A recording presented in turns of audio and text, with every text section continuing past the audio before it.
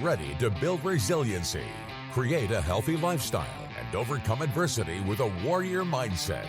This is Define the Fight with Mariah Prussia. Hey, welcome everybody to this fine Monday morning. It may be freezing outside, but we're going to bring the heat today because you know what? My guest is absolutely amazing. He has been pivotal in a lot of different ways that I look at life, how I reflect on how I show up. And I'm just really excited to have him on Define the Fight today because he is going to leave you with tips on how you can define your fight. So Boomer Alred is an amazing man. As a filmmaker, he's had the opportunity to travel the world and tell compelling stories through the lens. He's been recognized with 4 Emmy Awards for the XGames World Cup, as well as the director of photography for 30 for 30 documentaries for ESPN, Tommy, This Magic Moment. He relishes his time and his subjects, the team he works with, and the creativity it provides.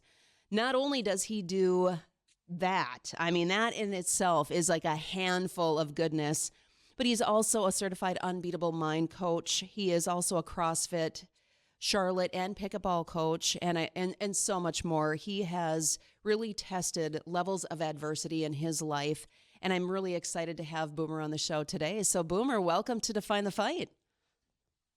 Right, you reached out to me, and I was amazed for this opportunity. First of all, -1, that's adversity and resilience unto itself, right? Percent. Wow. So hoping everyone stays safe and warm in Fargo. But it's such a pleasure to be here and an honor to be on this platform to share how you and I met, as well as anything I can to help anyone listening or watching. You know, I'm excited. You know, Boomer, it's there's certain individuals that come into your life when they're meant to come into your life. And I know, like, when we looked at COVID, right? So when I signed up and enrolled with the Unbeatable Mind and going through different crucibles, you were the leader, right? You were our team lead. And I couldn't have asked for a better person because you hold yourself, you've got this resiliency, but you also have this effective communication where you're able to get to the seed of the individual for them to really see where they can enhance and create change within their lives. Now, it's been a couple of years. What was it, 2021, 2022? I can't remember which year it was. Yeah, it was 2021, I believe, is when we had the opportunity to work together. And that says a lot about you. Look, you're very successful, you're fit, you're in a good place, you're a leader in your community, but you also realize that coaches need coaches. And so to actually step back and say, where else can I get better and another perspective of who I want to become? And so that in itself says a lot about you. And then your eagerness to learn from an outside perspective and put it forward to become the best version of yourself. I think a true leader, right, in life, if we want to be leaders, we have to understand that we have to look to hire people. I don't want to say hire people, but if you want to grow, if you want to learn, it's checking our ego and recognizing that, okay, this person knows some different things that I don't know. And how can I learn from them to be better, not only for myself, but for my family and for those that either you employ, those that you work with, so on and so forth. But, you know, Boomer, I want to learn a little bit more about what has been going on in your world since, the last seen you. It's been a couple of years. Yeah, so 2 years ago, I got married, which was exciting, huge Congratulations. part of. Thank you very much. And I didn't have children going into this marriage. My wife has 2 grown adult kids who I've known for the last almost decade. And so really stepping into the role of being a father slash mentor for 20 somethings is always interesting to see them grow up from what they were. That's been a huge part of what I've been doing the last couple of years.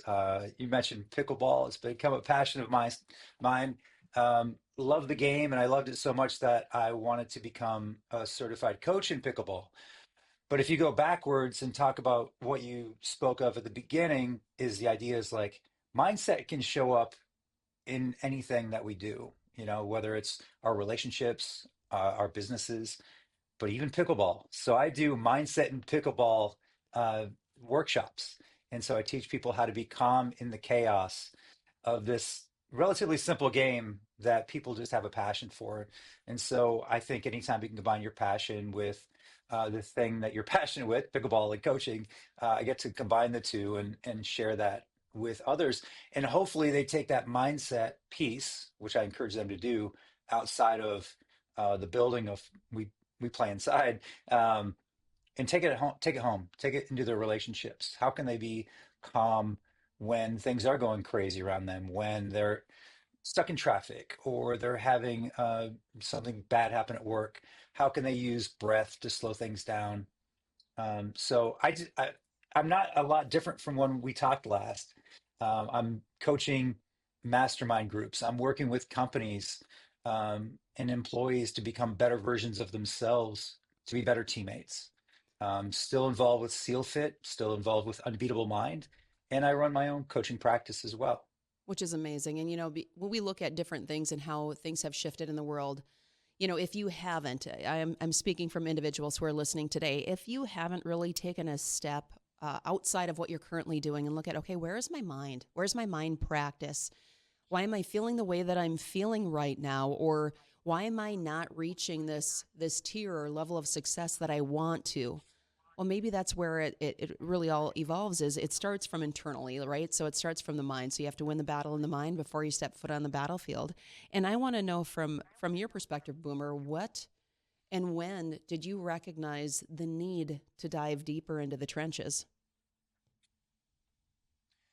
I stumbled upon Unbeatable Mind, which was a program that was started by a former Navy SEAL commander, Mark Devine. And I realized that I was doing great. I was a filmmaker, traveling the world, um, but I was missing something. I don't know what that something was. You don't know what it is until you find it.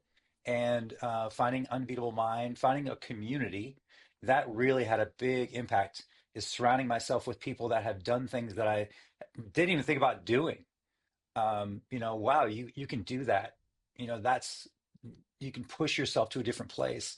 So I had my CrossFit community and this Unbeatable Mind community, and now I'm surrounding myself with people from different walks of life, from different professions, from different experiences that maybe I wanted to experience. And so that was really a big change, surrounding myself with people that would challenge me to become more of what I didn't even know I wanted, and getting me out of the comfort zone. When I think it's like you look at the supper table. If you're sitting with the same people at the supper table or dinner table, whatever you want to call it, day in and day out, eventually the conversations are going to be kind of monotonous, right? Or they're going to be the same. There might be some new things here and there that are added to it. But is there growth? If you surround yourself in that same circle, sometimes what we need to do is break free of the circle, open it up so that we can start linking and adding new pieces to that pie chart, right? So if you want to achieve certain things in life, you have to make sure that you're adding different pieces that come into play on that pie of life. And I know for me, I feel like I grow at a very fast rate where it's like, okay, boom, all right, what's next? Okay, I'm hungry for something more, which can be a blessing, it can be a curse, right? So blessing, are you getting everything that you need in that moment? Or are you trying to rush to the next thing? Or, B, it's like, okay, well, maybe I'm ready. Let's go for these different pieces. So I think being able to identify yourself and really understanding who you are, I think that's the biggest struggle for a lot of individuals because our identity changes as we grow. The chapters in our life shift, right? So, hey, you could be playing college sports, you could be going into a business owner, you could be, A, B, C, D, and E. And like for you, like you said, you just got married not too long ago, and now, having two kids, not with her, but you know what I'm saying, right? In regards to that Mhm. relationship Sure. where you're learning different things there too. So you're adding different people into your circle of life. So whether it's a personal relationship, whether it's family, whether it's friends, whether it's coworkers, it's important for us to make sure that we don't get stuck in this stagnant mindset of, okay, this is what life is, and this is where I'm going to stay. Fair? That's very fair. And what comes to my mind is going back to the basics. So if you feel like you're stuck, discipline means you're a disciple of something. And so Mariah, if you're talking about fighting, a right cross, let's go back to the right cross. Let's just throw that right cross until we have that really dialed in. Now let's go to the left, right? It's the idea of taking a very simple task and maybe unpacking it and getting really, really good at it. And that will change the trajectory of everything else you do on top of it. Oh, 100%. So it's like you fine tune one piece so that you can add another piece into that big puzzle or that big picture of life.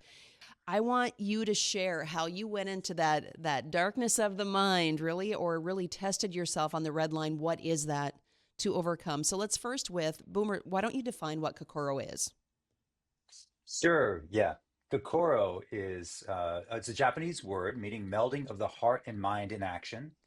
And Kokoro Camp is actually a boot camp, Hell Week experience run by Navy SEALs and former Navy SEALs. And it is a 50-hour Hell Week experience in which you don't sleep for 50 hours and you put your mental toughness, physical prowess, and emotional resilience to the test while going through it with a team, showing that focusing on others gets you through a lot of really hard places. When you are sleep deprived, when you are tired, when you don't feel strong or good about yourself, you can always look to your teammate and pull them up, which gives you strength as well. So I've learned so many lessons from Kokoro Camp. Um, we still run Kokoro Camp. The next one is in July. If anybody wants to sign up for it, reach out to me. I can get you.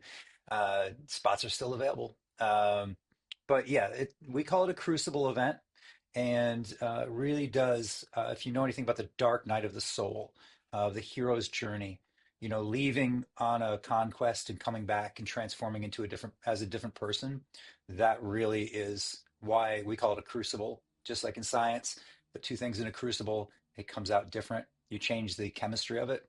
I seriously am a different person pre-Kokoro and post-Kokoro. Well, the thing is, too, like you said, 50 hours, you have to look at the amount of time that leads into that event. So, what are some of the different protocols or different training practices that you incorporated into your life? So, yes, there's the physical, there's the nutrition, and then there's the mind, right? So, when you're preparing for something, most people are preparing for, okay, a 4 hour running event or, a couple hours of this. When you're looking at 50 hours and you're looking at, like you said, sleep, deprivation, you're looking at hunger, but there's different ways to do that. And then you never know what the elements are going to be outside. So let's talk about how you made a plan so that you could be successful in securing that mission. Well, the first thing that was great was the owner of CrossFit Charlotte, Andy Hendel, decided to do this with me. So we call that a swim buddy. So I had somebody to train with that kept me accountable, that kept me on pace. He's an old school dude. He played for Don Shula back in the 80s. I mean, this guy is old school. If you looked up old school in the dictionary, that is his picture. So this guy would push and push and push. The time I was 43, he was 53. And part of our training was to show up. Every week we had a mini crucible. And it was something that we put in front of us that would challenge us mentally and physically and emotionally. The very first thing we did is we put 135 pounds on a barbell. Uh, we loaded up a barbell, 135 pounds, put it on our backs, and walked for a mile. And the deal was if one of us dropped it, both of us dropped it, which means we had to clean it and put it over our head and back on our backs. So that into itself is a pretty ambitious thing to do, but we at that point you start using your micro goals. So when you talk about big targets, our target was to walk for a mile with these weights on our back. So you start picking little points, like maybe it's the corner, maybe it's that next bush, maybe it's that fire hydrant, maybe it's that telephone pole. And so what that does is it starts creating these micro goals. And when you go past that goal and you walk a little bit past that fire hydrant, that's a win. And so when you look at the scale of what we're training for, 50 hours, you can't look at 50 hours and think you can just go 50 hours without breaking it down into, hey, this next evolution, we call it. Let's just get through this next evolution. Let's just get through this next 5 steps, right? You have to break it down into bite-sized chunks to feel like you're actually creating momentum into the next micro goal until you turn back and the 50 hours is done.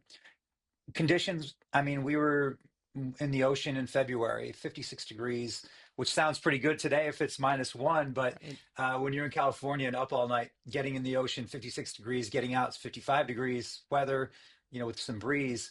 If you look on YouTube in Kokoro 36, you'll see us standing there just shivering and practicing ice baths, getting out of ice baths, um, and that cold temperature.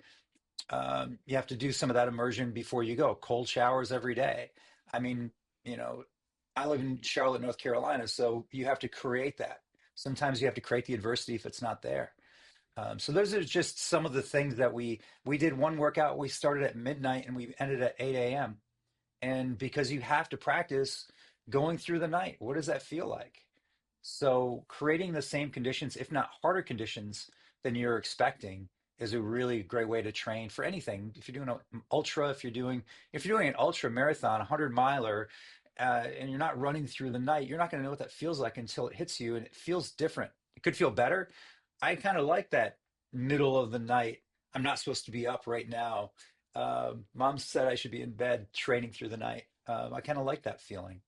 Yeah, when you talk about micro chunking or micro goals, there's a lot of different ways to look at it. And I do that in my own when I'm training, right? So if I know that I'm doing X amount of reps or if I'm doing X amount of time, I'll take it into, okay, let's just say it's a set of 25. I'm just throwing out a random number. I'll look at, okay, so I've got 5 sets of 5. Really is what it's like, right? So I'm still doing the Mhm. 25, but I'm only, okay, 5, there's 1, there's 2, however you want to look at that. And I did a lot when we had set team goals in regards to burpees. And I know that you have in like 2018, I believe you did 100,000 burpees to raise awareness for veterans suffering from PTSD. Well, when we had said, I remember in our group, how many burpees do we want to do in a month? Okay. One of the guys said, I'm going to do 50. Another guy had said, well, I'm going to do 100. And I'm just like, okay, here's where my ego was coming in a little bit strong. I was the only female in the group. So one guy said 200, and I think it was Fred. So I'm like, all right, I'm going to do 300 burpees a day. So that's where the micro chunking came in, where it's like, okay, so 300, I'm not going to do all 300. I'm going to break it down again into those sets of 25. And then it becomes more achievable. You can taste it where it's not all at once. And I tell you what, after doing 300 burpees a day for 30 days, I was a lot stronger, but man, my wrists did not like me. Right. Right? Yeah. So I think Yeah. it's important for Yeah. like you for the Kokoro, right? So the thing is, at what point did you find that dark piece? Were there a couple times? What was that like when you're actually so you trained for it, now you're in it, and you know that the likelihood of everyone like 100% success rate isn't there. So you're going to see individuals that are dropping, whether it's medical, whether it's mental, whatever that is. What pushed you through? What was your mantra going through Kokoro? The first piece that comes to mind when you say getting through one of those dark moments was we were hiking. It's a 20-mile hike. Um, we have probably 25-pound rucksacks on, and we've been up all day. We were hiking up this mountain. It's called Palomar Mountain. Um, and I just thought to myself, I'm just gonna tell the coaches I've twisted my ankle. Like in my mind, I just started like removing yourself. The hard part about the hike is you're at that point you weren't allowed to talk to anyone. Everyone's around you, but you just start getting in your mind, and it's just step, step, step, step. And after being tired, after being pushed to with logs over your head and in the ocean and all this stuff, and you're just walking like a zombie. If you don't keep your mind active with positive thoughts like, man, this is where I want to be, this is it, one step at a time, we got this, you start letting your guard down, and that's when negative thoughts come in. And so in my mind, I'm like, I'm just going to pretend I twist my ankle, and that way I'll be able to bow out gracefully. And I'm like, the coaches are going to know this is stupid. Like, I just laughed at myself. like we now call them quinjuries, the quitting injuries that come up randomly. And so I just kind of said, that's stupid. Just keep going. And so that was honestly, once I got over that hump of that's not going to happen. We got to do this. And so the mantra was just keep going. And I had my swim buddy next to me. He was going through this event as well. He was in the same pain. So when you look around and you start seeing, like, we started with 13 people, we ended with 10. And it really was like everyone else is in the same pain, if not worse than you are. So let's go. Right. That's what the community is about. That's what surrounding yourself with people that are pushing themselves is all about. You get to see where you are and where other people are as well. Oh, 100%. And you talk about, 13 started, 10 finished. That's a high success rate. But also Hmm. looking at the fact of you're doing it as a team. So when it comes to life, the lone wolf mentality isn't going to get you very far. But the important thing is to understand that each of us are trying to climb the mountain. And I know, Boomer, you wanted to dive into a documentary of climbing Kilimanjaro when we're talking about the climb of life. So I'm going to just lead you right into that. Let's talk about that documentary and how it impacts or how people can connect with change. Yeah, Mariah, thank you. The Back in 2017, maybe, I think it was 16, 17, I was asked to climb Mount Kilimanjaro. And that sounds amazing. And as a filmmaker, it's challenging. There's always technical challenges, like how do you, I don't know, uh, charge batteries on a mountain? Um, but the project itself was amazing, but the people who asked me to do it were life changing. So it was the San Antonio Amputee Foundation, and so I climbed Kilimanjaro and documented them climbing Kilimanjaro, and there was 9 amputees, some below the leg. One guy didn't even have his leg, and climbed with crutches up Mount Kilimanjaro. And so to experience that, it was 8 days up and 2 days down, and to see, you know, first of all, the reaction of people who were passing us as they were walking down and seeing a guy with crutches and seeing people without legs. It just was, it was amazing to see, and how much they inspired other people, to watch it as we got to base camp after long days of climbing.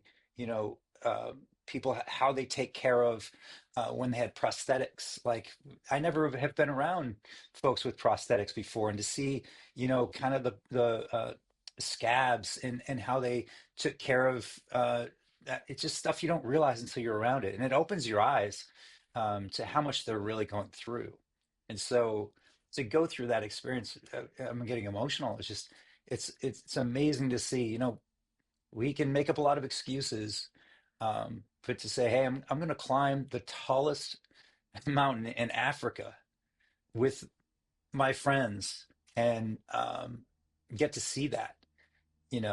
That's the amazing thing. And you had mentioned the lone wolf mentality. There's an African proverb that says, if you want to go fast, go alone. If you want to go far, go with someone else.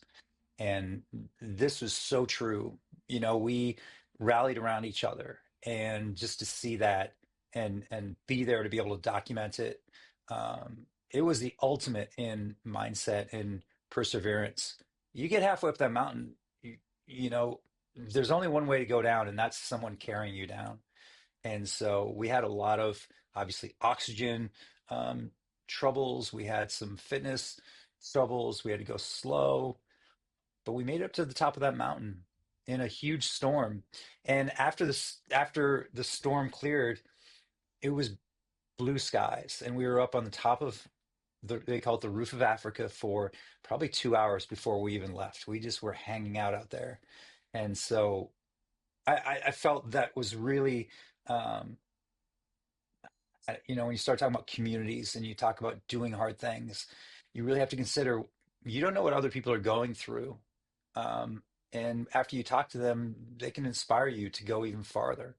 So I didn't even think about climbing Kilimanjaro on my own experience.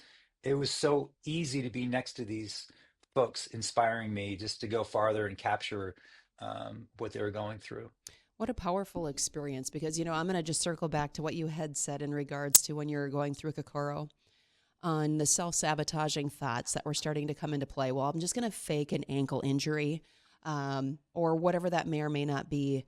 And I want every single person right now to think of that moment where you're like, things started to become challenging. They started to become hard, and you really just wanted to throw in the towel.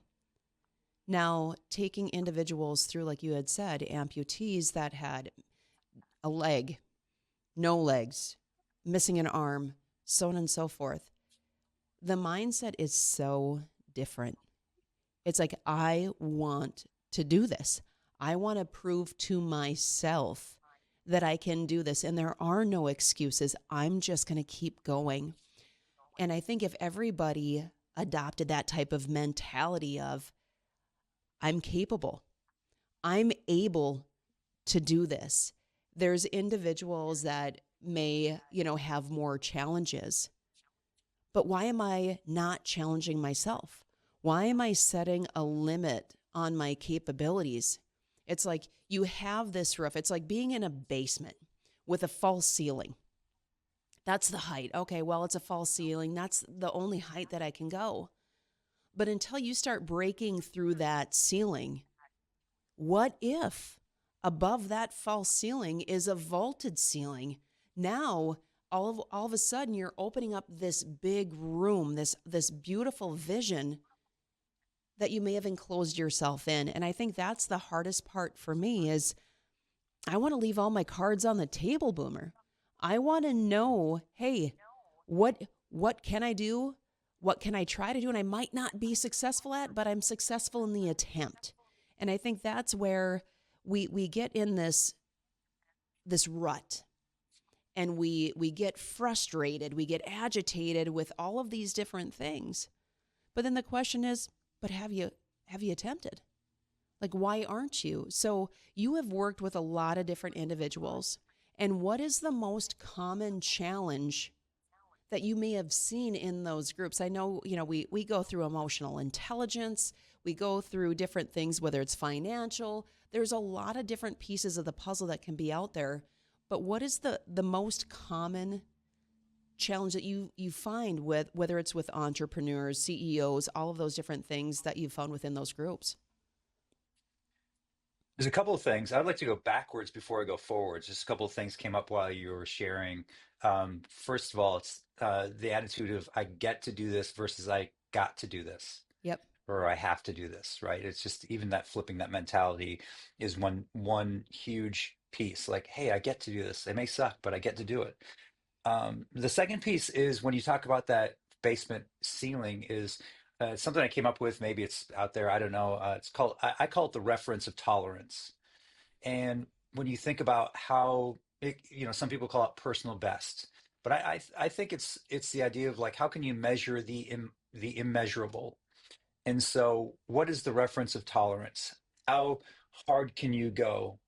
And remembering that's how hard you went, and then say, maybe I can push it. So sometimes it's a feeling of, um, even when you talk about tolerance, how much will you put up with in a relationship, right? What's the reference of tolerance? And so I've kind of used that term as a way of knowing I've been here before, and and I've gone through it, and it's either been better or worse. And how do I um, stand back and embody where I was, and how do I break through that? So just something philosophical that I like to bring up. But working with my clients, and you had said about a rut. A rut is something that is just by happenstance. It's just suddenly it's something that has been there, and we just keep going down that path, and it creates a worse rut and a deeper rut versus a channel. A channel is cut out specifically to go from maybe one body of water to the other, and that is done intentionally. And so when I'm talking to clients and talking to entrepreneurs, we have to start realizing the behaviors that put us in the rut versus the behaviors and patterns, the new ones that will create channels to go where we want to go.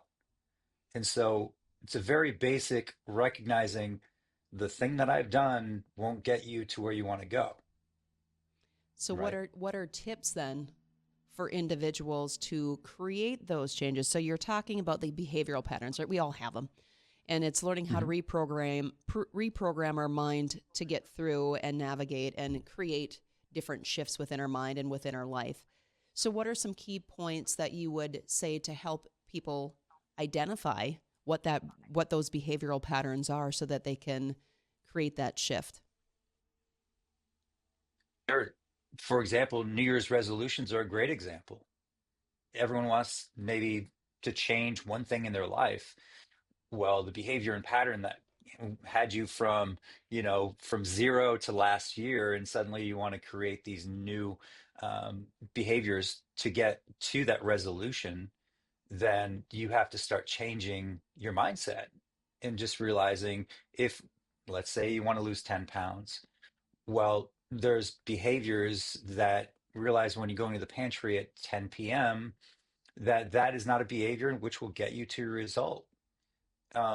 So what is the behavior? Well, the behavior is to understand that that's not helpful. Maybe eating a more sustainable full meal earlier, going to bed earlier. You start getting patterns that actually build into the result that you want.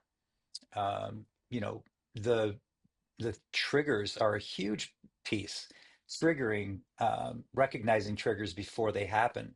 And triggering could be psychological, like you could feel like you're stressed at work, so you're stress eating. Well, understanding you have stress, maybe you need to put a different piece in there. Instead of eating, maybe it's breathing, maybe it's going for a walk, maybe it's doing something that pushes you towards that target that you want to succeed. So now you're creating a new behavior. You're feeling stressed, go for a walk. Instead of what it used to be in the rut was feeling stressed, going to go shopping or going to go eat, right? Did you laugh when I said shopping? It No, sounded like I hit a no, nerve. no, no. No, I'm kidding. I'm not a huge fan of shopping. I'm going to be honest with you. It's like, Okay. if I can skip it, I'm going to skip it. But identifying the trigger, I think, is a key point because once you identify the trigger, then you can also identify what behavior typically falls with that, and I think that's a key piece to understand. And Boomer, I know that you have a type of connection with North Dakota outside of me, but I want to talk about, hey, how are you engaged or connected with North Dakota? Okay, so one of the things that I love about being a filmmaker is I get to travel. I got to go to 28 countries and 49 states. And when I turned 50, it was my goal to go to my 50th state on my 50th birthday. And the 50th state was, of course, North Dakota. But on top of that, the reason why it was so important to me is if you are watching video right now, you're seeing there's the Man in the Arena speech behind me about Teddy Roosevelt. So we went to Medora. I got a little Teddy Roosevelt bobblehead doll right here. I'm That's drinking awesome. out of my Teddy Roosevelt National History Association mug. So Medora and Teddy and the national park were a huge part of my 50th birthday. Brought my wife Angel and friends along. The guy who I did Kokoro with, Andy, and his wife came up. So I'll always remember North Dakota for my 50th birthday. And what I like is that you save the best for last, That's right. That's right. right? I mean, and That's clearly right. you probably didn't do it in the wintertime. No, it was July, so it Okay. was perfect. Smart man, smart man. When we went through different programs and clearly with the importance of creating change and understanding and identifying where we're at in life, it's important to make sure that we're debriefing right at the end of the day on where Mhm. did we do well and where can we do better, right? At the end of the day, it's all about, hey, let's make sure we're creating those different areas of growth so that we can move forward. So, for individuals listening now, Boomer, what are some key takeaways, debriefing what we've spoken about today that they can start implementing into their life moving forward? Yeah, the first piece I really believe is your any self-limiting belief or self-limiting talk that you have. Bring awareness to if you have self-limiting beliefs or speaking something that's self-limiting, you've already defeated yourself. So just raising awareness, like, oh, this is going to suck, or predetermining the outcome before you even have given it a chance. So as we talk about, as Teddy talks about in The Man in the Arena, you got to get in the fight, and you have to keep the motivation going by creating momentum. And when you begin getting in your mind, as I did during Kokoro Camp, you can allow that yourself to become limited in what you can actually do. And when you hit a stopgap, when something slows you down, reaching out to someone in your community, maybe somebody who's been there before, or somebody who inspires you, and just talk it out. Like, hey, this is where I'm at. This is where I want to be. What do you think? Where do you think I could get there? And that's where coaches are good.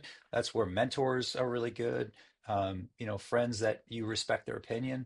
It's really a strong place to go. Don't feel like you're ever alone in achieving what you want to achieve, but recognizing that you have to allow yourself to dream, to get out of that self-limiting belief and behavior to create those new channels is really the takeaway that I'd give.